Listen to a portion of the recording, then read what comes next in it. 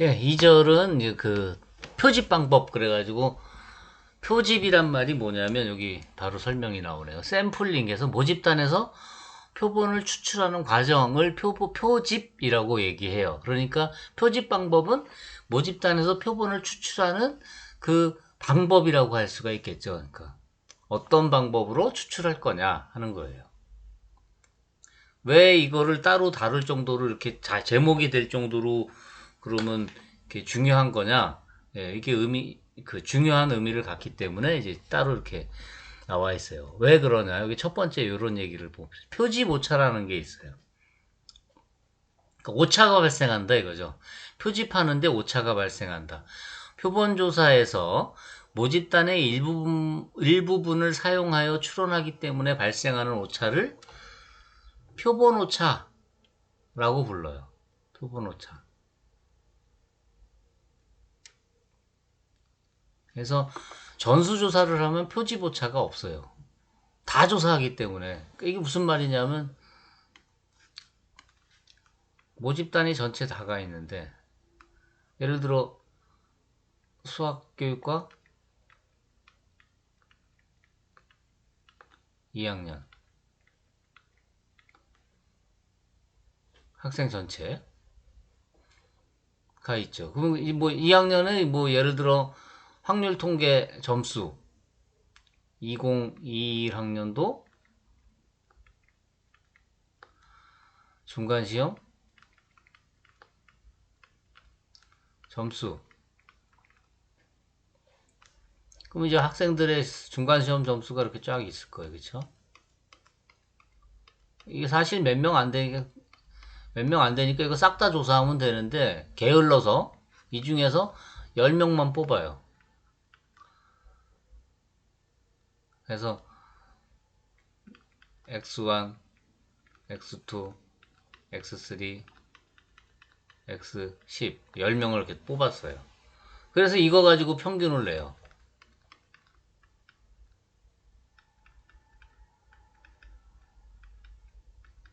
이렇게. 그러면 여기에 평균 분산이 있을 텐데 이 뮤하고 이 x바하고 얘하고 비교하면 차이가 생길 거 아니에요. 그쵸? 이거 딱 같진 않을 거란 말이에요. 이게 같을 거 같진 않죠. 그쵸? 생각해봐도 전부 다 조사하지 않았기 때문에. 그러니까 이 차이가 생기잖아요. 이 차이. 이게 바로 오차인 거예요. 근데 모집단을 10개만 뽑았기 때문에 생기는 오차이기 때문에 이거를 표집 오차라고 부르는 거예요. 표집 오차. 이렇게. 그러니까 표집 오차는 전부 다 조사하면 전부 다 전수조사한다면 표지보차는 없겠죠. 전수조사를 한다면 그렇다면 표지보차는 없을 거예요. 0이 될 거예요. 그러니까 표본의 개수가 많아지면 그러니까 표본의 개수를 늘리면 표본의 개수가 표본의 크기라 그랬죠.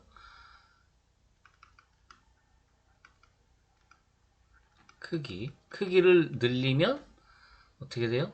표지보차는 내려가겠죠. 작아진다 이거죠.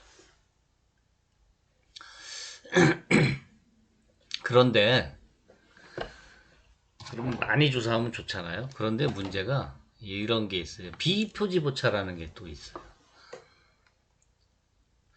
설문지의 부정확한 표현, 조사원의 미숙함, 그 다음에 대답하는 사람의 불성실, 그 다음에 대답하지 않는 사람 등 조사 과정이나 집계 과정에서 발생하는 오차를 비표집 오차라고 불러요.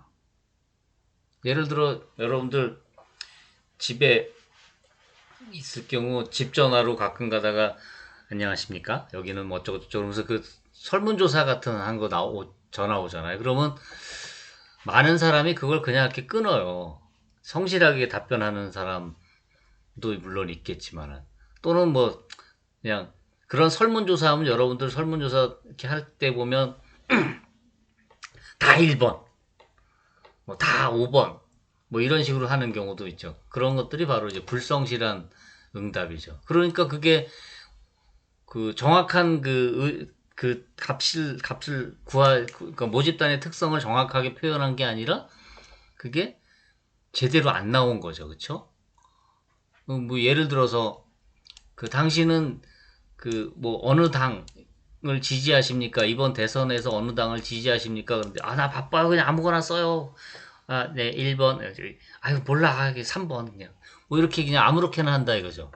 뭐 그런 것들은 정확한 대답이 아닌 거죠. 또는 설문지를 정확하게 표현을 안 했기 때문에 또 생기는 오차가 있을 수도 있고, 설문지를 애매하게 물어보거나 그러면 또 안 되겠죠. 또는 조사원이 어리버리해서 또는 경험이 없어서 잘 정확하게 조사하기 위해서 이렇게 정확하게 해야 되는데 말을 잘 못하게 해서 이렇게 설명을 잘 못하는 거죠. 그래서 또 대답이 잘못 나올 수도 있고.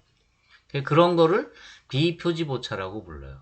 그러니까 한 사람 한 사람을 조사할 때마다 비표집 오차가 생길 가능성이 점점 많아지는 거죠. 한 사람 조사하면 그 사람 하나한테만 비표집 오차가 생기는데 두 사람 조사하면 이 사람한테 생기고 또 이 사람한테도 생기고 그러니까 커진다고요. 그러니까 표본 조사에서는 표집 오차도 생기고 비표집 오차도 생겨요. 그런데 비표집 오차는 표본의 크기가 줄어들면 비표집 오차는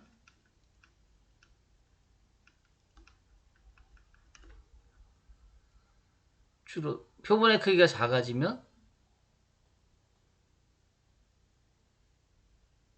표본의 크기가 커지면 비표집 오차도 늘어나요. 오케이? 그러니까 보세요. 표본의 크기를 크게 하면 표본의 크기를 많이 조사하면 표집 오차는 줄어드는데 비표집 오차는 늘어나요. 그렇죠? 그다음은 거꾸로 표본의 크기를 적게 하면 표본의 크기를 줄이면 표집 오차는 늘어나고 비표집 오차는 반대로 줄어들겠죠. 그러니까 표본을 조사할 때 생기는 오차가 지금 두 개가 있는데 표본 조사에서 생기는 오차가 표본 조사에서 생기는 오차는 표집 오차하고 비표집 오차를 더하는 건데 이 두 가지가 생기는데 표본의 크기를 크게 하면 표본의 크기가 를 증가시키면 표집 오차는 감소하지만 비표집 오차는 증가해요.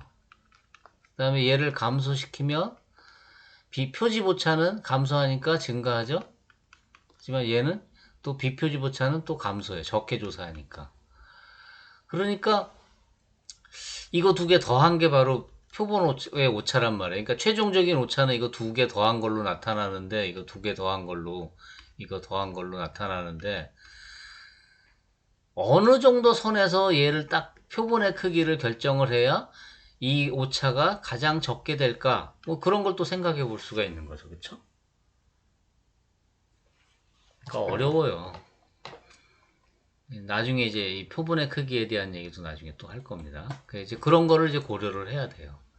그러니까 표본의 오차를 줄이기 위해서는 어떻게 해야 할까? 그러니까 이런 것들을 이제 다 설문지를 정확하게 표현하고 조사원을 훈련을 잘 시켜야 되고 성실하게 응답할 수 있도록 응답을 하면 뭐 이렇게 포상을 한다든지 뭔가 보상을 해주는 거죠. 그리고 이제 무응답한 경우는 이제 제거하고 또 다시 더 조사하고 이렇게 그러니까 결국 이제 시간과 비용이 많이 들어가는 거죠. 그 다음에 이제 편향이라는 게 또 있어요. 조사를 할 때, 표본을 조사할 때 편향이라는 게 생기는데 판단에서 제도적으로 쏠림이 생기는 현상을 편향이라 그래요. 예를 들어서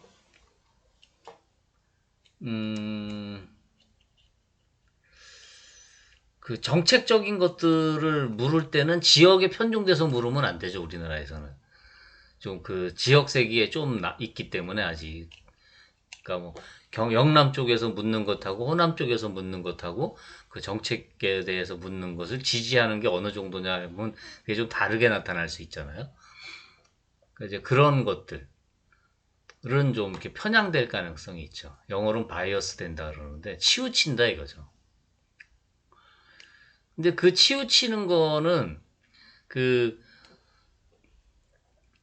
그 사람들의 문제라기보다는 전반적인 시스템, 제도적인 문제라고 할 수가 있어요. 예를 들어서 이제 군에서 총 쏘는 얘기를 하면 이제 좀 이해가 좀 쉬워질 텐데, 바로 이건데요. 요 그림. 요 그림을 보면, 그, 군대에서 총을 쏠 때 0.4격 그래서 총을 딱 쏘면 잘 쏘는 사람이면 요 가운데 딱 맞게 총이 가야 되죠. 총알이. 그래서 그렇게 되게 하기 위해서 먼저 3.4격 0점 조준이라 그래서 0.4격을 해요. 그래서 세 발을 딱 쏘는 거죠. 그래서 세 발을 딱 쐈더니 예를 들어 지금 이 그림처럼 여기 이렇게 세 개 딱 찍혔다. 그러면 이쪽으로 이렇게 좀 옮기는 거죠. 근데 그 세 발을 쐈을 때 세 발이 여기에 이렇게 모이는 이유는 이 사람이 잘못 쐈다기보다 쏘는 사람이 잘못 쐈다기보다 이렇게 쏜 건 잘 쏜 거예요. 이게 모여 있으면 잘 쏜 거예요. 그러니까 잘못 쐈다기보단 이 총이 지금 조준이 잘못되고 있는 거예요. 그러니까 총 자체가 지금 약간 소위 얘기해서 그거를 0점이라는데 0점이 잘 안 맞은 거예요. 똑바로 딱 여기를 조절하고 쏘면 다 여기 가서 맞는다 이거죠. 그러면 내가 일부러 이 엉뚱한 데를 조준해서 쏠 수도 있고 그걸 오조준이라 그러는데 그렇게 쏠 수도 있지만 그렇게 안 하고 그 총을 이제 항상 여기 가서 딱 맞게끔 조종을 해주는 거죠. 뭐 오른쪽으로 몇 칸, 위로 몇 칸 올라가게 총을 조절을 하는 거예요. 그렇게 조절할 수 있게 돼 있어요, 총이. 조준하는 그 장치에. 그래서 그거를 이렇게 조절하는 걸 0점 조준이라 그래요. 0점을 조절한다 그래요. 그래서 0점을 맞춘다 그러죠. 그렇게 해서 하는 거라 그래요. 근데 이렇게 된 거, 이거를 편향이라고 부르는 거예요. 편향. 그러니까 얘는 지금 편향돼 있는 거죠. 지금 이 그림은 지금 편향돼 있는 거예요. 그런데 많이 흩어져 있지는 않죠. 그러니까 분산은 작은 거예요. 흩어져 있는 건 적고 편향돼 있고. 근데 이쪽 두 번째 이 그림은 보면 이만큼 지금 편향돼 있기도 한데 흩어져 있죠. 그렇죠? 분산이 큰 거예요. 그 다음에 편향돼 있지 않다는 거는 이렇게 내가 원하는데 이렇게 몰려 있는 거죠. 내가 원하는 곳이 지금 여기 가운데잖아요. 그래서 여기 지금 몰려 있고 분산도 작고. 그래서 이런 거가 좋은 거예요. 이거는 얘는 지금 보면은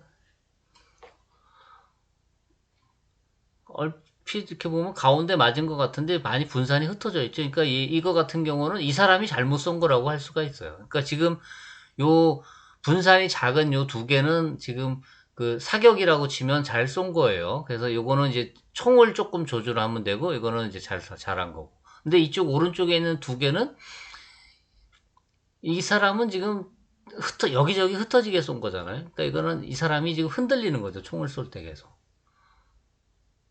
이 아랫사람도 그렇고. 이 사람은 훈련을 좀 연습을 더 해야 되는 거죠. 총 정렬도 다시 해야 되지만, 조준선 정렬도 다시 해야 되지만, 이 위 같은 경우는, 이 훈련도 좀 더, 연습도 좀 더 해야 되는 거죠. 그래서 이렇게 위에 이 두 가지 경우, 이런 거를 편향된다. 이 밑에 거는 편향되지 않았다. 이렇게 얘기를 해요. 그러니까, 자료를 조사했을 때 편향되지 않고 분산이 될 수 있으면 작은 자료를 작게 되게끔 조사하는 게 좋은 방법이라 이거예요. 그럼 그렇게 하려면 어떻게 해야 되느냐? 네, 그건 이제 뒤에 가서 이제 나중에 얘기를 할 겁니다. 그러려면 이제 치우치지 않게 조사를 해야 되잖아요. 여기 보면 보통 편의표본이라는 거는 이 조사하는 사람이 자기가 편하게 조사하려고 뽑은 표본을 편의 표본이라고 불러요. 또는 자원한 사람이 자원자가 반응한 표본. 그러니까 예를 들어서 뭐 어떠한 뭐 설문조사를 하려고 하는데 이거 할 사람 모집합니다 그랬을 때 스스로 자원해서 온 사람들은 그 설문에 대해서 뭔가 긍정적인 반응을 이미 가지고 있거나 또는 부정적인 편견을 이미 가지고 있을 가능성이 있죠. 그러니까 그런 거가 없어야지 좀 좋은 거니까 어떤 뭐 다이어트에 좋은 뭐 어떤 거를 개발했는데 이것에 대해서 그 참가하고 싶은 사람 있습니까? 그러면 평소에 다이어트에 대해서 긍정적으로 생각하고 있던 사람 또는 자기가 다이어트가 필요하다고 생각한 사람이 거기에 참가할 가능성이 많겠죠. 그런 것들은 그러면 정확한 값을 주지 못할 거예요. 그래서 치우치지 않는 조사를 하는 게 아주 중요하죠. 그 다음에 그러면 이제 표본을 그러면 이제 뽑는 거가 이게 이렇게 자기가 조사하는 사람이 편하게 하려고 표본을 뽑거나 또는 자원자로 뽑지 않고 정말로 그야말로 임의로 무작위로 그렇게 뽑는 게 가장 좋겠죠. 그런 거를 뭐라고 부르냐면 임의 추출법이라고 이제 많이 얘기를 해요. 랜덤 샘플링 이렇게 얘기해요.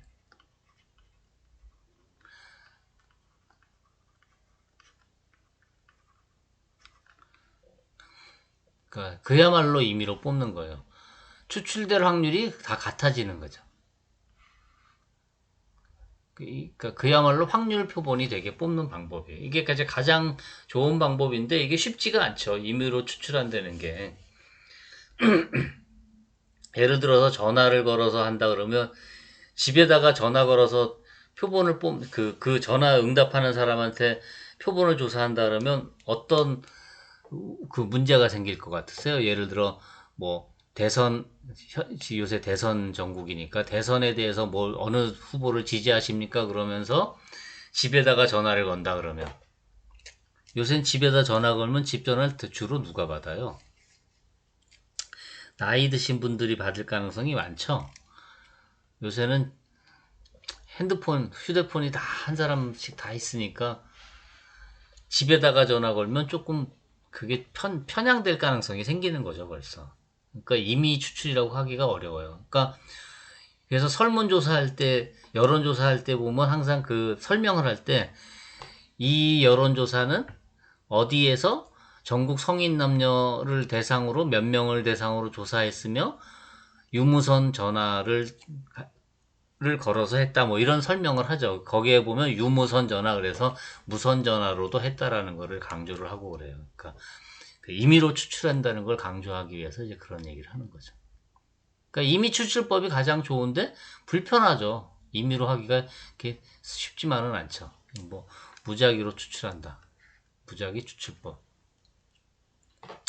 그러니까 이제 다른 방법을 쓰는데 예를 들어 층화 추출법이라는 거는 뭐냐 하면 모집단에 속한 각 계층의 특성 중에 기준이 될 만한 특성을 선택하고 그 기준에 따라 모집단을 몇 개 서로 배반인 집단층으로 분류하는 각 집단에 할당된 수만큼 표본을 추출하는 방법. 예를 들어서 이런 거.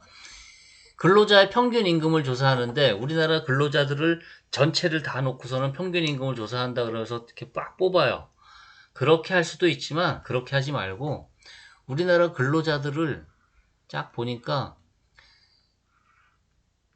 직업이 이렇게 다 나눠져 있잖아요. 이런 식으로. 그쵸? 그래서 여기서 10명, 여기서 10명, 뭐 이런 식으로, 여기서 10명, 이런 식으로 나눈다 이거죠. 그러니까 이렇게 지금 층이 져져 있잖아요. 이렇게. 그래서 각 층에서 나눠져 있는 특성은 기준이 될 만한 특성, 이게 지금 여기선 직업이었죠. 직업으로 나누고 그 몇 개의 집단층으로 분류가 됐죠. 그 다음에 거기서 할당된 수 지금 10개를 뽑았어요. 그렇게 추출하는 이런 거를 층화 추출법 이렇게 얘기를 해요. 그러니까 뭐 직업별 조사 또는 뭐 학력별 조사 또는 뭐 성별로 조사한다든지 뭐 이런 것들이 다 또는 연령대별 조사. 그래서 10대한테 물어보고 20대한테 물어보고 30대, 40대, 50대, 60대를 이렇게 구분지어서 물어본다든지 하는 것들을 뭐라고 부르냐면 층화 추출법이다 이렇게 얘기하는 거죠. 옛날에 뮤직 뭐, 저기, 뭐, 순위 프로, 가요 톱10 같은 가요 순위 프로그램을 할 때, 10대들이 반응을 많이 하기 때문에 조사를 하면 그게 너무 편중되니까, 이걸 골고루 조사하기 위해서 이렇게 나이별로 나눠서 하고, 뭐 그러던 경우가 있었는데, 요새는 이제 뭐 그렇게도 안 하는 것 같고, 하여튼. 그런 거를 이제 층화 추출법이다, 이렇게 얘기를 해요. 그 다음에 또 다른 방법이 또 있는데, 군집 추출법이라는 게 있어요. 군집 추출법이라는 거는 뭐냐면, 모집단을 딱 보니까, 모집단을 내가 조사하고 싶은 모집단을 보니까, 그 모집단이 이렇게 무리가 지어져 있는 거예요. 그래서 이런 게 이제 무지 많은 거죠. 그래서 이 중에서 내가 뽑아요. 얘 이거 뽑고, 이거 뽑고, 이거 뽑고. 그래서 A, B라 그럽시다. A, B, C를 딱 뽑았어요. 그래서 A를 딱 뽑아서 보니까 그 안에는 예를 들어 내가 원하는 그, 뭐 부류가 다 있는 거죠. 예를 들어서 뭐 그 노인층, 노인, 그 다음에 장년, 청소년 층을 대상으로 무엇을 조사하고 싶다. 그래서 전체를 대상으로 노인층 따로 뽑고 장년층 따로 뽑고 청소년층 따로 뽑아서 조사할 수도 있지만 아예 A라는 가정, B라는 가정, C라는 가정을 딱 뽑아서 봤더니 그 안에 노인도 있고 장년도 있고 청소년도 있다. 그러면 여기 뽑고 여기 뽑고 여기 뽑아가지고 이 노인, 장년, 청소년을 조사하면 되겠죠. 그쵸? 이런 거를 이렇게 모집단 전체가 그 안에 들어가 봤더니 세포처럼 이렇게 군락이 지어져 있다 하는 거예요. 그래서 그거를 군집 추출법, 집락 추출법, 뭐 하여튼 그런 식으로 소집단으로 이미 나눠져 있는 거예요. 대표적인 게 그 가정이죠. 그래서 뭐 시청률 조사 뭐 이런 거. 시청률 조사한다 그러면은 지금도 그러는지 모르지만 옛날 방법은 뭐 어떻게 되냐면 한 가정을 다 조사하는 거죠. 그래서 그 가정에 노인층은 그 방송을 어떻게 보고 얼마나 보고 엄마 아빠는 얼마나 보고 장년층은 그다음에 청소년은 얼마나 보고 뭐 이런 식으로 이제 그 조사할 수가 있는 거잖아요. 물론 이제 그 다 저기 과학적인 장비를 이용해서 이렇게 리모컨으로 누르게 하면서 이제 다 조사를 하는데 하여튼 엄밀하게 이런 식으로 이게 한 가정을 딱 보면 그 안에 이렇게 딱 무리가 다 젖어 있는 거죠. 그거를 이제 군집 추출법이다 이렇게 얘기를 해요. 그러니까 이 층화 추출법은 모집단이 이렇게 나눠져 있는 거고 군집 추출법은 모집단이 이런 식으로 나눠져 있을 때 이렇게 돼 있고 요 안에 이제 이렇게 표본이 될 개체가 이렇게 들어 있는 거죠. 이런 식으로. 오케이? 이해가 되죠? 그 다음에 이제 또 개통추출법이라는 거는 그 예를 들어 이렇게 공장에서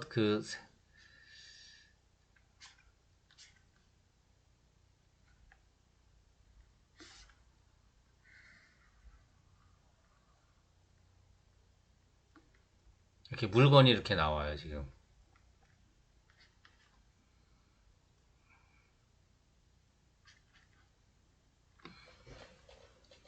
지금 계속 나오고 있는 거죠.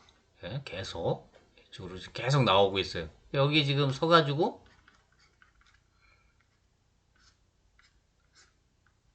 조사를 하는 거예요.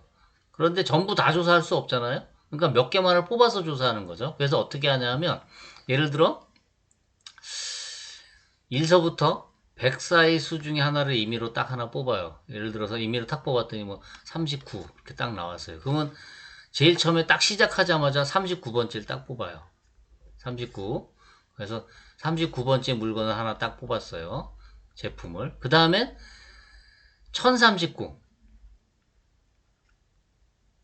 1039. 1039를 딱 뽑아요. 그 다음에 2039. 그 다음에 3039. 이런 식으로 그러니까 더하기 1000씩 하는 거죠. 계속. 그러니까 처음에 요것만 요 숫자만 임의로 뽑은 거고 그 다음부터는 1000씩 계속 올라가는 거는 내가 미리 정해놓고 하는 거예요. 그러니까 뭐 예를 들어 우리 생산 라인에서 오늘 하루 10만 개 근데 표본을 1000개 뽑겠다. 그러면 1, 10, 100, 1000만, 10만 나누기 1, 10, 100, 1000 그러면 3개 지우면 100번마다 하나씩 뽑아야 되는 거죠? 그쵸? 그러면 1서부터 100까지 중에 하나 뽑은 다음에 100번마다 이렇게 올라가면서 이제 139, 139, 239 뭐 이런 식으로 뽑는다 이거죠. 그러면 1000개를 뽑을 수 있는 거죠. 그럼 이제 전수조사 안 하고 이렇게 뽑는데 임의로 뽑는 것도 어느 특정한 시간에 딱 한 시간에 딱 걸쳐서 뽑는 것도 아니고 오늘 하루 종일 이렇게 뽑는 거죠. 그런 거를 뭐라고 부르냐면 개통추출법이다 이렇게 얘기를 해요. 그래서 지금 얘기한 이 추출법들 보면 임의 추출법만 뽑힌 전체에서 임의 추출법은 전체에서 그야말로 이렇게 하나씩 뽑는 거예요. 그래서 얘네들이 이제 진정한 확률 표본인 거고 층화 추출법은 이렇게 나눠져 있다 그랬잖아요. 나눠져 있다 그랬으니까 이 나눠져 있는 이 크기에 따라서 뽑히는 확률이 달라지겠죠. 그렇죠?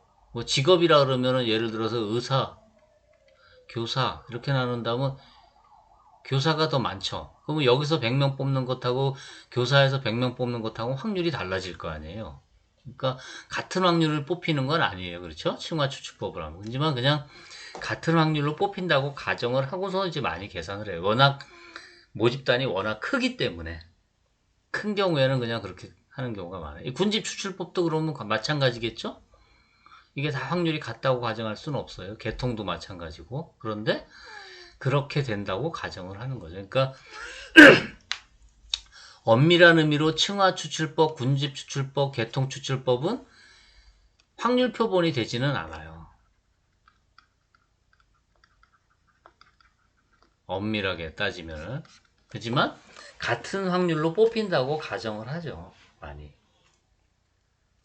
표본의 모집단의 개수가 워낙 크기 때문에 모집단이 큰 경우에는 다 그냥 확률 표본이라고 이렇게 가정을 많이 해요.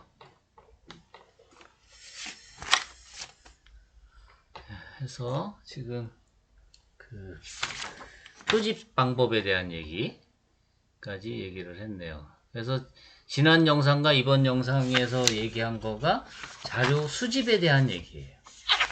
자료 수집. 다음에는 이제 자료 정리에 대한 이야기를 또 하도록 하겠습니다. 예, 이것으로 자료 수집에 대한 얘기는 마치도록 하겠습니다. 끝.